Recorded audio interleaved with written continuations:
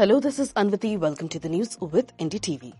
It's Thursday, May 29th, and coming up in today's episode.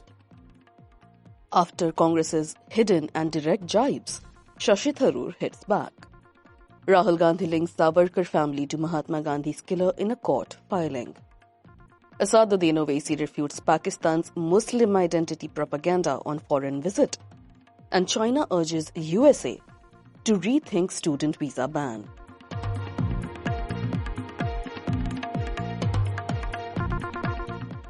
The fault lines between veteran Congress leader Shashi Tharoor and his party are becoming more evident each day, with veiled attacks, sarcastic jibes, and even direct accusations flying between the two ever since he embarked on India's Antiterror global delegation.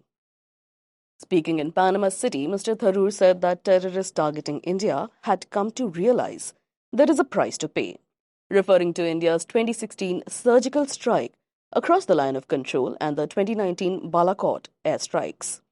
He said, and I quote, "We have gone beyond both the line of control and the international border," and described it as a significant shift from previous military responses. His comments sparked sharp reactions from several Congress leaders. Udit Raj accused Mr. Tharoor of echoing the BJP's talking points, calling him a super spokesperson of the BJP. Senior leaders Pawan Kheda and Jairam Ramesh also weighed in. Mr. Kheda posted an excerpt from Mr. Tharoor's own book, The Paradoxical Prime Minister, where he had criticized the BJP for politicizing military actions. In the caption of that excerpt, he wrote, "I agree with Dr. Shashi Tharoor." Mr. Tharoor, who is currently leading an Indian delegation as a part of the centre's diplomatic outreach following Operation Sindoor and the Pahalgam terror attack, responded on social media saying, and I quote, "Critics and trolls are welcome to distort my views. I genuinely have better things to do." In a detailed post, he clarified that he was referring specifically to retaliatory strikes for terror attacks, not earlier wars. His post included 2 typos, which some interpreted as a sign of exhaustion, noting he had been traveling and was en route to Bogota. The Congress High Command has reportedly expressed displeasure. A party source has claimed, and I'm quoting, "We are a democratic party, but this time Mr. Tharoor has crossed the Lakshman Rekha." The leadership has signaled that senior members should focus on presenting a unified party stance, especially on sensitive national security issues. Mr. Tharoor's political journey has often diverged from the party line. In 2022, he ran for party president against Mallikarjun Kharge and had previously called for reforms along with other senior party leaders.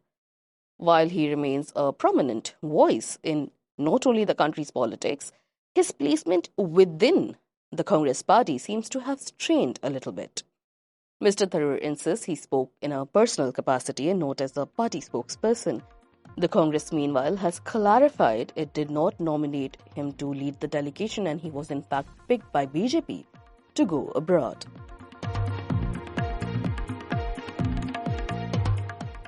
Congress MP Rahul Gandhi, who's also the leader of the opposition in Lok Sabha, has stated in a legal affidavit that Satyaki Savarkar, who has filed a defamation case against him, is related to Nathuram Godse, the man who assassinated Mahatma Gandhi in 1948. The affidavit was submitted to a court in Pune, where Satyaki Savarkar, a descendant of Vinayak Damodar Savarkar, has accused Mr. Gandhi of making defamatory remarks during a speech in London in March of 2023. Mr. Gandhi's statement alleges that Satyaki Savarkar did not disclose his full family background. The affidavit claims that Satyaki's mother, Himani Savarkar, was the daughter of Gopal Godse, who was Nathuram Godse's younger brother.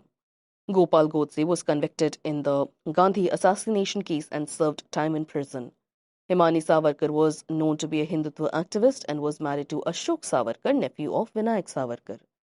Quote, "The complainant has deliberately concealed his maternal lineage which links him to the family of Nathuram Godse," Mr. Gandhi's affidavit reads, and quote, "Suppression or concealment of material fact from court is a serious issue considered as fraud on the court," unquote.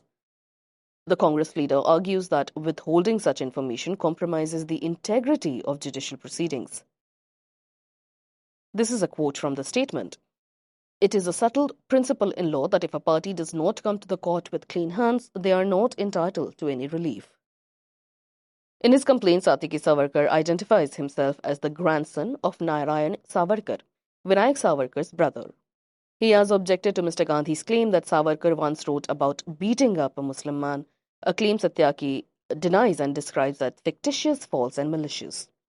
Mr. Gandhi also reiterated historical facts around the Gandhi assassination, pointing out that although Vinayak Savarkar was tried as a co-accused, he was acquitted. Quote, Savarkar family and Godse family are in blood relation. When both families have a shared history, it influences how the public views their contribution, reputation, and status in the country, unquote, Mr. Gandhi added. The court is currently reviewing the submissions made by both parties. The matter stems from Rahul Gandhi's comments made abroad during the London event. Hyderabad MP and AIMIM chief Asaduddin Owaisi currently visiting Saudi Arabia. As a part of the Indian parliamentary delegation, Antiterror delegation has countered Pakistan's effort to portray the India-Pakistan conflict as a religious issue. Speaking during an interaction in Riyadh, Mr. Owaisi said Pakistan spreads a misleading narrative that India discriminates against Muslims despite having one of the world's largest Muslim populations in the world. Quote, there are 240 million proud Muslims in India, Mr. Owaisi said, and he added, Pakistan tries to present itself to the Arab and Muslim world as the sole representative of Islam in the region. But our scholars are just as, if not more, accomplished. They speak Arabic fluently and their understanding of Islamic theology is unmatched. He also took aim at Pakistan's support for terrorism, claiming that if Islamabad stopped sheltering and supporting terror groups, regional peace would be more attainable. Quote, this false propaganda from Pakistan. They claim India targets them because they are a Muslim country. The truth is, terrorism is the real problem, unquote. Highlighting the recent airstrikes carried out under Operation Sindoor, Mr. Owaisi said, and I'm quoting, 9 of their air bases were targeted. If India had wanted, we could have destroyed them. But this was a warning, a message not to force us into escalation. He said 9 terror group headquarters were hit and added that even the man who led prayers for the terrorists was a US designated terrorist. Calling for stronger global scrutiny of Pakistan, Mr. Owaisi urged the international community to reinstate Pakistan on the Financial Action Task or FATF grey list. Quote, photographs show a US-linked terrorist shaking hands with Pakistan's Field Marshal Asim Munir. Terror groups operate freely there. They are trained to incite violence and riots in India. Mr. Owaisi also referenced India's cooperation after the 2008 Mumbai attacks, and I'm quoting, the Manmohan Singh government provided evidence to Pakistan, including the presence of Sajid Mir. Initially, Pakistan claimed he was dead, but during the FATF session in Germany, they admitted he was alive. Eventually, he was sentenced not for terrorism but for money laundering. He concluded by defending India's legal response to 26/11 Mumbai terror attack. Quote, Ajmal Kasab was tried under due process. His interrogation revealed how handlers from Pakistan were directing the attack in real time. They told him to kill as many Indians as possible, promising a place in heaven, unquote.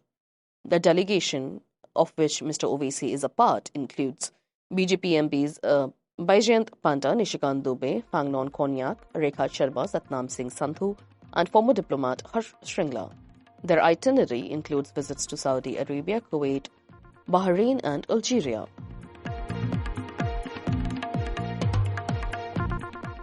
China has urged the United States to refrain from disrupting educational and academic exchanges after the USA froze all student visa interviews and appointments at its embassies and consulates across the globe. The suspension announced by the Trump administration a day before comes as US authorities tighten scrutiny over student visa applications from China and Hong Kong especially. According to Washington, the move is a part of a broader effort to reduce immigration and safeguard national security. Responding to the developments and reported by Newsweek, Chinese Foreign Ministry spokesperson Mao Ning said, and I'm quoting, we urge the US to effectively safeguard the legitimate rights and interests of all international students, including Chinese students overseas. China upholds that normal education cooperation and academic exchanges should not be disrupted, unquote. The US Secretary of State Marco Rubio announced plans to aggressively revoke visas for Chinese students alleged or who appear to have links with the Chinese Communist Party or those studying in sensitive academic areas. The freeze affects one of the largest international student categories. In fiscal year 2024, according to Newsweek again, over 400,000 student visas were issued, with Chinese nationals accounting for more than 277,000 enrollments, the second highest after India. The policy is expected to impact revenue streams for many American universities, which rely heavily on international tuition fees. Marco Rubio has also proposed a cap on foreign student admissions at institutions such as Harvard, suggesting a limit of 15% of total student population. In the academic year 2023-24, more than 1.1 million international students were enrolled in the US, making up nearly 6% of the country's higher education population. Data from the Institute of International Education shows that nearly half of those students came from China and India. The US Federal Bureau of Investigation has previously raised concerns that Chinese nationals could exploit the open academic environment on American campuses. Authorities claim this openness could pose risk in fields involving advanced technology and research. In addition to student visa measures, Secretary Rubio also announced a visa restriction on foreign individuals and officials accused of censoring Americans, particularly in relation to US technology companies. He told lawmakers last week that visa is not a right, it is a privilege, revealing that thousands of visas had already been revoked under national interest grounds.